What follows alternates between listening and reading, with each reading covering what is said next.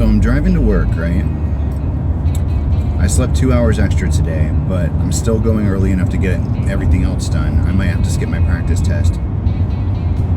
But I'm on the way, and this heron, with no ponds nearby, flies over my car and in front of me and tries to land on a tree and decides it changed its mind. And for a second, it just hovered right over where I was and then flew back the other way, and I got to see it so close. And for whatever reason, my brain was like, spell out heron with the skips. So I skipped on my Pandora like Heron, and it landed on royalty. Which, if you know anything about my heron tattoo, it was a indicator of the royal line. One of many meanings. Royalty by Escarden Maestro Chives, something like that.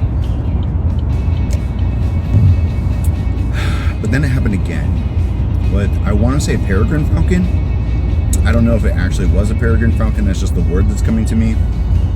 But it was some kind of falcon. It was some kind of smaller falcon. And it had spots on the chest. I don't know if that's what that is. But some kind of falcon showed up. Did the exact same thing. Flew right over the windshield. And like glided there for a second. And then moved out of the way. I got to see it so close. Falcons usually represent Ace of Swords energy for me. There was a huge shift, a portal jump last night. Kind of like divine redirection, divine GPS. Back on track where we're supposed to be focused.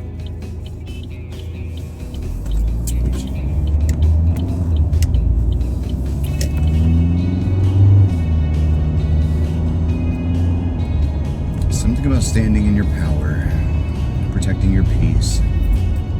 This is really about not letting what other people choose, their choices, their decisions, the way that they interact to affect you or what you're doing or your emotional state. That's important right now. You know exactly what you need to be doing, and the people around you, maybe they're still figuring it out. But something about you being around is triggering them to figure it out at an accelerated rate, because that's how you do.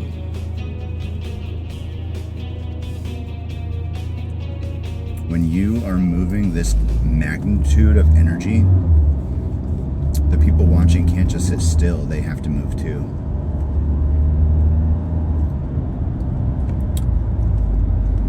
And there's something here about, like, yes, you need your rest. You need to make sure that you are recuperating enough to continue going on. But you can't let things slip through the cracks right now. Excuse me. You can't let things slip through the cracks. There's also an energy of newness, something fresh that you've never done before, that you're suddenly doing with confidence.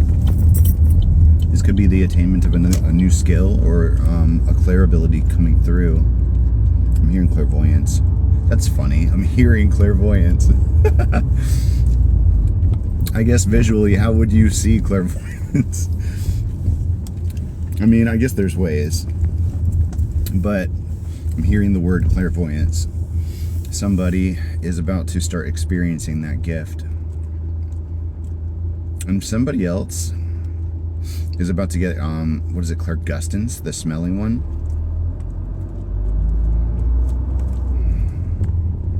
Hearing somatic sensation, which is all about, like, the feet. Proprioception of the feet. Foundational layer. Something is happening right now that's going to create a stronger foundation for you. In your gifts, in your career, maybe in your support structure. You're about to experience another level of desire and another whoosh in progress. You know what's so weird? I normally don't carry my cards in my pocket when I'm wearing these pants. I'm dressed for the gym right now, so normally they're in my backpack, but for some reason I forgot to put them in and I just stuffed them in my pocket. I'm getting faith with this card today. Faith that you'll get where you're going, that you will achieve your goals. But this is the only knight in the deck that always does. It's not a maybe, it's a when. Maybe that's why you have to have faith, because that knight always gets there. Sometimes it's slower than others. I'm hearing multiple tries.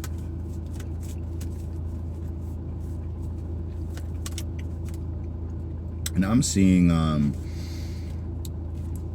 that part of the Emperor's New Groove where Kuzco and the dude go over the cliff, tied to the log. Maybe this is a leap of faith. A leap of faith. We've got Malek, the Angel of Temperance, with the Lovers. And this divinely guided love. Are we going that direction? It's been on the way. It is on the way. But I think there's something you've dropped here, which is a need to know or control or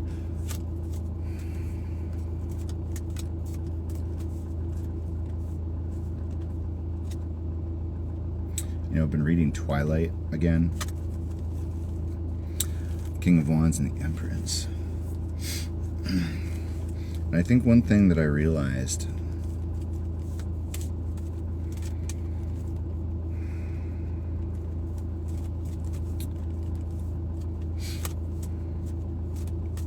they didn't have the healthiest relationship. There was codependence and obsession and all of these red flags. But we've worked to manage those things. I think that was my archetype for what I considered to be a loving relationship. I didn't have any examples of that in my own life. I really didn't. And when I started dating, I wasn't interested in commitment. I was interested in passion.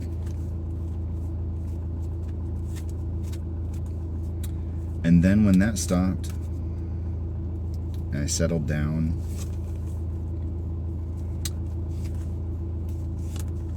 I thought that I had that, but I don't think I really did.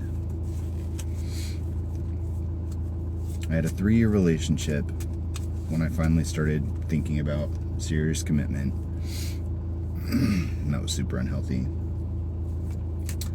And I got out of that and I was single 6 months before I got into another 10-year relationship with huge red flags from the start. I've taken 2 years to myself to really learn me.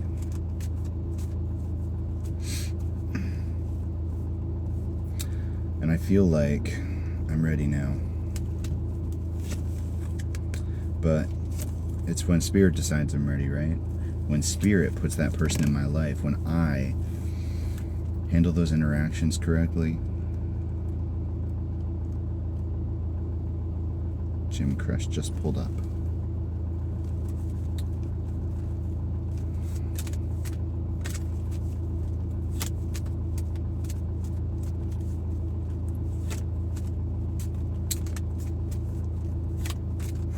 Well, I don't know what to make of that. Judgment Angel.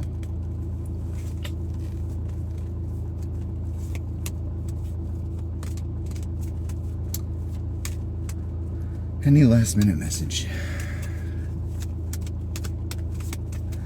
What's the last minute message? Keep trucking.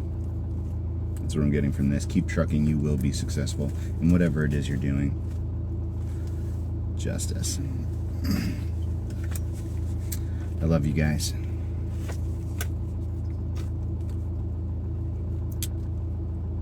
We can't know exactly how it all plays out, but Follow your intuitive guidance from Spirit.